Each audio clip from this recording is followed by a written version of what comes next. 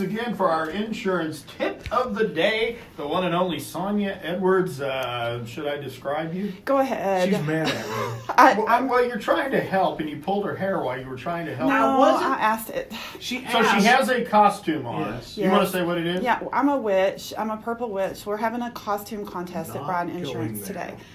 And I don't usually... Rick said you were going as your mom. No. Oh my gosh, I didn't. I'm going as my inner self.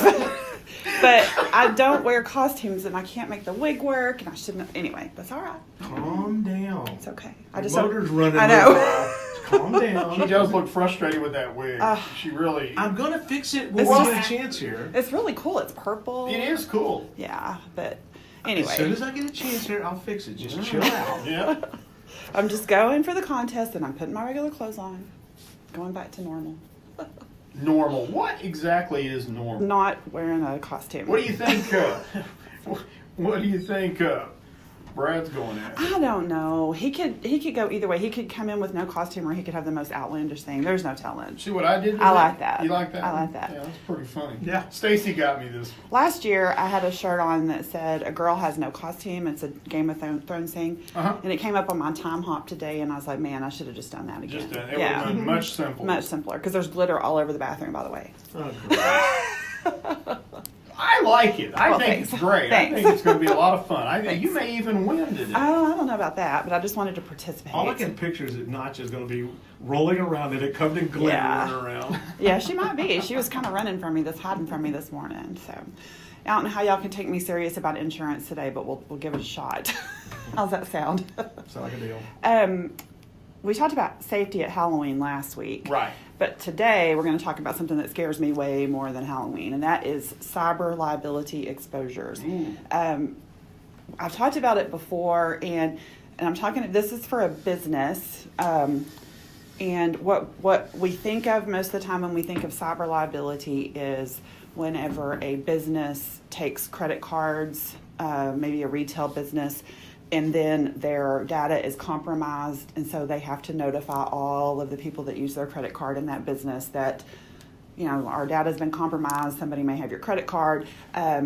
We've heard about it with the big retail chains. I know one year Rick managed to go to 2 different ones that he usually doesn't go to that were compromised, and so that's the big one that we think of, and that can happen to anybody that takes credit cards, whether it's a mom and pop store all the way up to the big chains, and that's a scary thing. In fact, the statistics say that I think it's 75% of small businesses that have a data breach will be out of business in a year because just the notification of your customers that you're required by law to do can sometimes put a business under.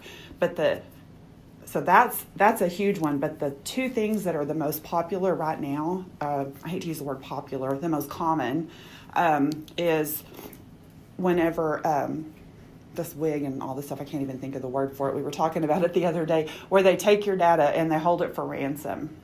Yeah. Ransom is what I'm talking about. Yeah. So a hacker gets into your system in whatever way they get in, and they take some or all of your data. You don't have it, and they tell you, pay us this much or we won't give it back to you. And that is very common. And unfortunately, what happens a lot of times, people don't know what to do, and they pay them. And guess what? They're not giving you your data back. They're still going to sell it. So and the chances of those people being caught are very, very slim. They're most likely not in America, and that's a big one right now. And then the other one is the fake. Sometimes it'll be an email. Usually it's an email. Sometimes it's a social media post where it looks like a company is asking you to wire money or send money for something, and it's not them. Right. In fact, just very recently, our state association for our insurance agencies, we received an email that one of their employees had a child that was very ill, and would you send money to this account? It wasn't them. There was no such employee, no such child. Went out to all of their members. So it's a very popular thing that's happening, and people fall for it. And there's actually insurance that you can get to protect you from that. So the coverages are pretty detailed and involved, and I won't try to go over all of them here, but just think about those exposures. If you have any connection to the outside world with your computer system, you probably have an exposure. So that's just a little brief thing about it, but there is insurance to protect you.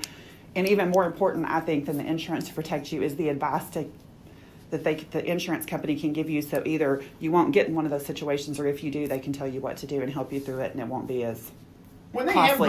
When they have the breach, I know that there's a lot of credit card companies that use the zip code as the backup for somebody. Can they get those CVC codes or whatever, the code that's on the back, the little 3 number, or if it's an American Express on the front, it's 4 number?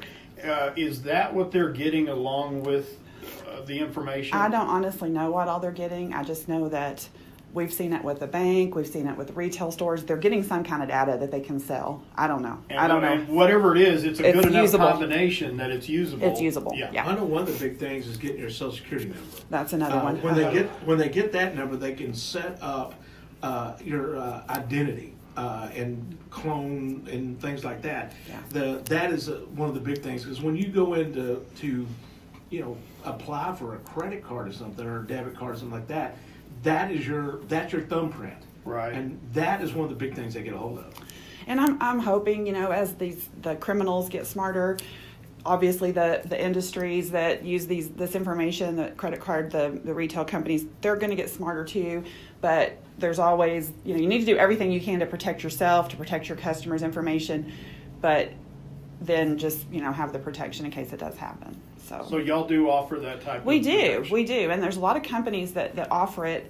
And we found one that so far is the broadest coverage that we found for it. And it's a good package, and they offer various limits. And it starts at even as low as $1,000 for a small business, and can go up. And it's pretty good coverage. So, and they have really good risk management tips and things that they can help you with on the front end before, so maybe that stuff would never happen to you. Yeah, one of the big things, if you are working for a business, and I know it here, is that you'll get all kinds of crazy emails and things like that.